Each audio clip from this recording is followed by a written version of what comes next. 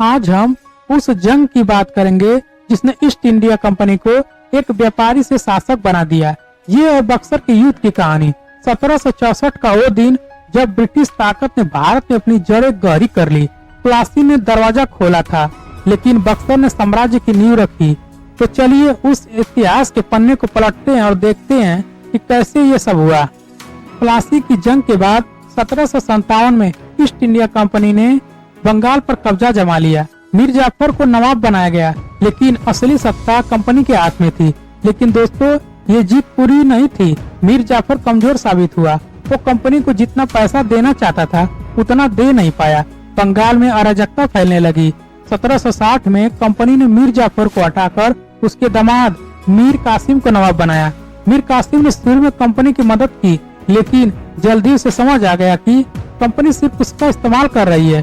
उसने बंगाल को आजाद करने की ठानी और अपनी सेना तैयार की, लेकिन ये फैसला उसे भारी पड़ने वाला था।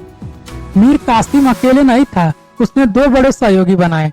पहला मुगल बादशाह आलम द्वितीय, जो दिल्ली में नाम मात्र का शासक था और अपनी ताकत वापस चाहता था। दूसरा अवध का नवाब शुजाउद्दौला, जो एक ताकतवर सेनापति था। इन तीनों ने मिलकर कंपनी के खिलाफ जंग छेड़ने का फैसला किया। दूसरी तरफ कंपनी थी, जिसके पास अब अनुभवी कमांडर हेक्टर मुनरो था। प्लासी के बाद कंपनी की ताकत बढ़ चुकी थी। उनके पास प्रशिक्षित सैनिक, यूरोपीय तोपों और भारतीय सिपाहियों की फौज थी। मंच तैयार था एक ऐसी जंग के लिए जो भारत का भविष्य तय करने वाली थी।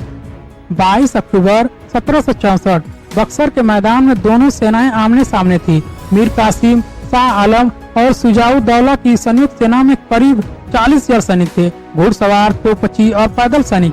कंपनी के पास सिर्फ 60,000 सैनिक थे। लेकिन दोस्तों, ये जंग संख्या की नहीं, रणनीति की थी। हेक्टर मुनरो ने अपनी सेना को चतुराई से सजाया। उसने तोपों का इस्तेमाल ऐसे किया कि गठबंधन की सेना बिखर गई। मीर कासिम की फौज में तालमेल की कमी थी। शुजाउद्दौला की घुड़सवार सेना आगे बढ़ी, लेकिन कंपनी की गोलाबारी ने उन्हें रोक दिया। कुछ ही घंटों में गठबंधन की सेनाएं मैदान छोड़कर भागने लगी। मीर कासिम हारा हुआ भागा और जंग कंपनी की झोले में आ गई। बक्सर की जीत के बाद कंपनी ने अपनी चाल चली। 1765 में इलाहाबाद की संधि हुई। हारे हुए शाह आलम को मजबूरन कंपनी से समझौता करना पड़ा। उसने बंगाल, बिहार और उड़ीसा की दीवानी यानी राजस्व इकट्ठा करने का अधिकार कंपनी को दे दिया। बदले में कंपनी उसे सालाना 26 लाख रुपया देने को तैयार हुई।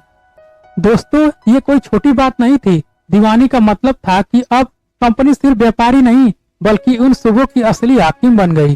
बंगाल का खजाना, जो भारत का सबसे धनी इलाका था, अब कंपनी के हाथ में था। इस पैसे से कंपनी ने अपनी सेना बढ़ाई, हथियार खरीदे और आगे की जंगों की तैयारी की। बक्सर की जंग और दीवानी अधिकार ने कंपनी को वो ताकत दी जो पहले कभी नहीं थी। ये अब सिर्फ बंगाल की बात नहीं थी, ये पूरे भारत में ब्रिटिश शासन की शुरुआत थी। मुगल बादशाह कमजोर हो चुका था और कंपनी अब एक सियासी ताकत बन गई थी। ये वो पल था जब ब्रिटिश साम्राज्य की नींव पक्की हो गई। लेकिन दोस्तों, ये जीत आसान नहीं थी। इसके पीछे थी रणनीति, धोखा और मौके का फायदा उठाने की कला। बक्सर ने दिखा दिया कि कंपनी अब रुकने वाली नहीं है। तो दोस्तों, ये थी बक्सर के युद्ध की कहानी। एक ऐसी जंग जिसने भारत में ब्रिटिश शासन का रास्ता साफ कर दिया। आपको क्या लगता है, अगर मीर कासिम और उसके सहयोगी एकजुट रहते तो क्या नतीजा अलग होता? कमेंट में बताइए। अगले एपिसोड में हम बात करेंगे कैसे कंपनी ने स्थानीय शासकों से टक्कर ली। तो सब्सक्राइब करें, बेल आइकन दबाएं और मिलते हैं अगली बार। नमस्ते।